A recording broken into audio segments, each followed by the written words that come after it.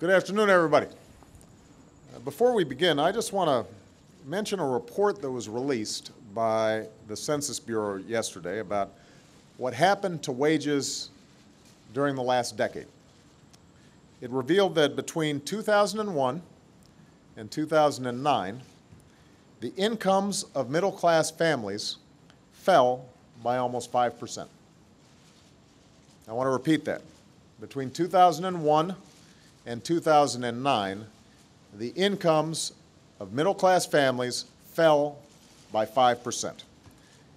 In the words of today's Wall Street Journal, this lost decade was the worst for families in half a century, a decade that obviously ended in a devastating recession that made things even worse. We know that a strong middle class leads a strong economy. And that's why, as we dig our way out of this recession, we've set our sights on policies that grow the middle class and provide a ladder for those who are struggling to join it. And that's why I am urging the leaders of the other party to stop holding middle-class tax cuts hostage and extend this relief to families immediately. They need it. They need our help. And that's why we're here today. Part of what led to the financial crisis were practices that took advantage of consumers, particularly when too many homeowners were deceived into taking out mortgages on their homes that they couldn't afford. But we also know that these practices predated the crisis, and we also know that these practices don't just exist in the housing market. For years, banks and mortgage lenders and credit card companies have often used fine print and confusing language and attractive front-end offers to take advantage of American consumers. We've seen banks charge unreasonable overdraft fees. We've seen credit card companies hit folks with unfair rate hikes. We've seen mortgage lenders offer cheap initial monthly payments and interest rates that later skyrocketed.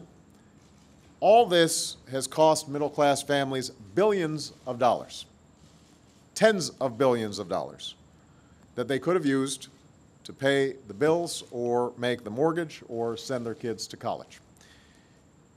And I have to say, when Michelle and I were first starting a family, we had to navigate a lot of these financial decisions, whether it was buying a first home or paying off our college loans or putting a lot of debt on credit cards. And obviously we were better off than a lot of families, but we still often found ourselves confused or finding ourselves in tough situations as a consequence. So we've got a pretty good idea. I've got a personally good idea of how this can be difficult and sometimes confusing for the average consumer.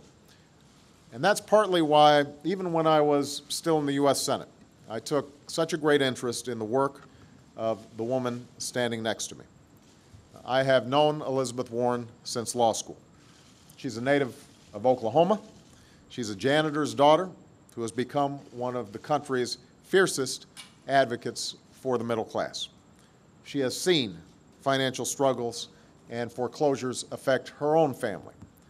Long before this crisis hit, she had written eloquently, passionately, forcefully about the growing financial pressures on working families and the need to put in place stronger consumer protections.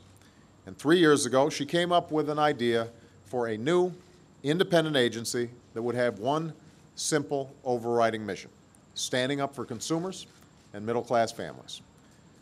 Thanks to Elizabeth's efforts, as well as the dedication and persistence of the person to my right, Secretary of Treasury Geithner, as well as leaders in Congress like Chris Dodd and Barney Frank, that agency will soon become a reality. The Consumer Financial Protection Bureau, which was one of the central aspects of financial reform, will empower all Americans with the clear and concise information they need to make the best choices, the best financial decisions for them and their families. Never again will folks be confused or misled by the pages of barely understandable fine print that you find in agreements for credit cards or mortgages or student loans. The Bureau is going to crack down on the abusive practices of unscrupulous mortgage lenders. It will reinforce the new credit card law that we passed, banning unfair rate hikes, and ensure that folks aren't unwittingly caught by overdraft fees when they sign up for a checking account.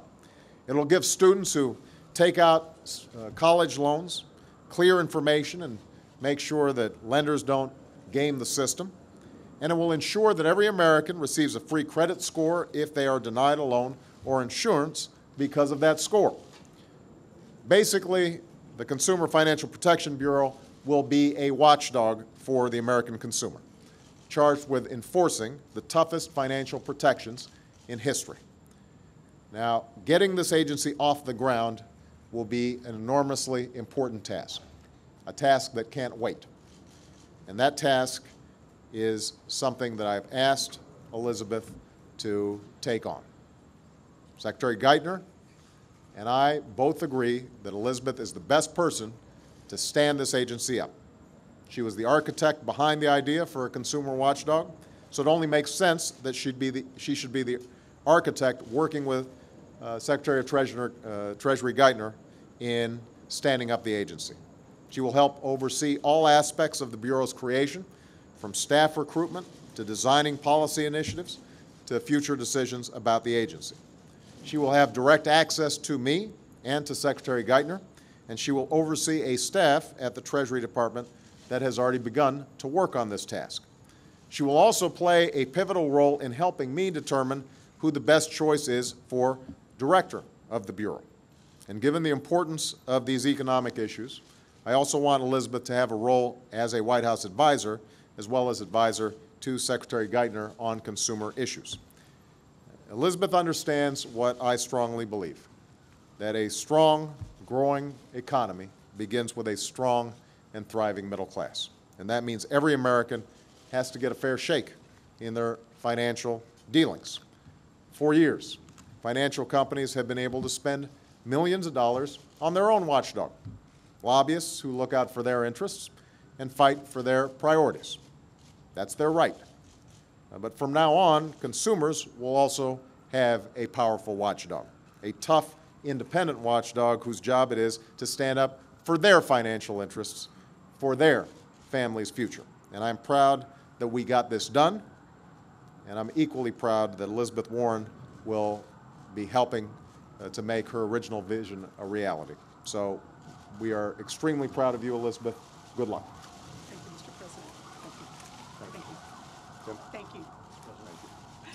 Thank you. Thank you, Mr. Secretary. Thank you.